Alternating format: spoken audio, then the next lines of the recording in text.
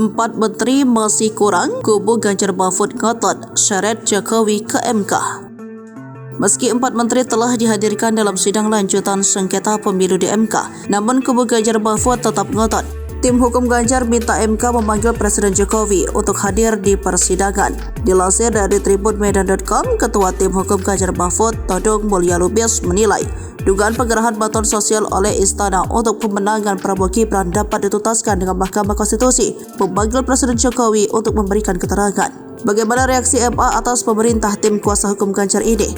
Hakim Konstitusi Arif Hidayat mengakui Pilpres 2024 lebih terasa hiruk-pikuknya karena Presiden Joko Widodo diduga melakukan cawe-cawe untuk memenangkan satu di antara 3 pasangan calon yang berkontestasi. Hal tersebut disampaikan oleh Arif Hidayat dalam sidang perselisihan hasil pemilu di Gedung Mahkamah Konstitusi, Jumat 5 April 2024. Meski demikian, kata Arif, Mahkamah Konstitusi merasa tidak elok untuk memanggil Presiden Jokowi hadir dalam sidang perselisihan hasil pemilihan umum.